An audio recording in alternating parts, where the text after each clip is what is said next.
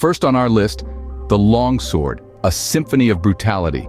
This weapon, a testament to medieval engineering, was not just a tool of war, but a symbol of power and status. Crafted meticulously with a double-edged blade, the longsword was as beautiful as it was deadly. Its design was simple, yet effective, a perfect balance of weight and length, allowing for both cutting and thrusting maneuvers. Its razor-sharp edges were a promise of death, capable of slicing through flesh and bone with terrifying ease. But the true strength of the longsword lay in its capacity to penetrate steel armor, a feat few other weapons could claim. This lethal masterpiece was the executioner's instrument on the battlefield, instilling fear in the hearts of enemies. Picture this: the battlefield alive with the clash of steel, the air heavy with dread, and the guttural screams echoing as knights and soldiers fell before the relentless fury of the longsword. Next, we have the warhammer, a remorseless instrument of destruction. This weapon is the embodiment of raw, unadulterated power. Its design is simple yet terrifyingly efficient, a long, solid handle topped with a heavy, often spiked head. The warhammer was not for the faint of heart. Its primary purpose was to crush bones, shatter shields, and reduce armor to twisted metal. In battle, the warhammer was a force to be reckoned with. Imagine the terror it instilled in the hearts of those who stood against it. Its wielder, a figure of dread, swinging this monstrous weapon with ruthless precision. The sound of crushing armor, the splintering of shields, the cries of the vanquished. This was the symphony the warhammer orchestrated on the battlefield. A single blow, and the battlefield echoed with the cries of the vanquished. The warhammer, a weapon that made even the mightiest warriors tremble in fear.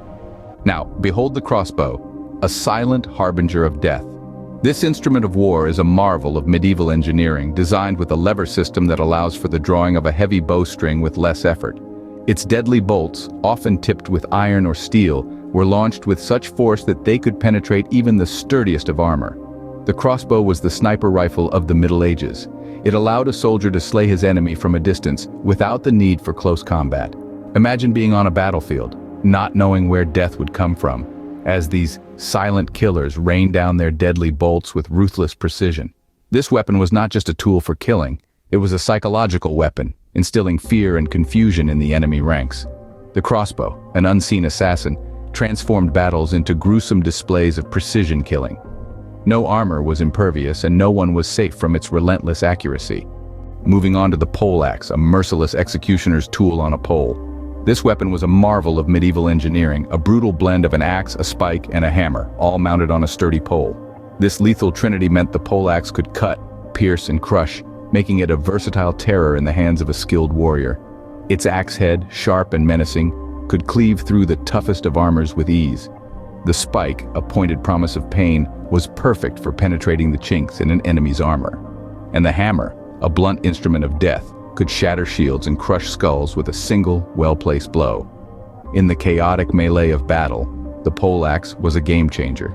It could dismount knights, break formations, and turn the tide of conflict.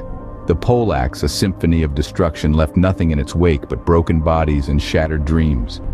It was a nightmare made flesh for those unfortunate enough to face it. And finally, the flail, a demonic dance of spiked brutality.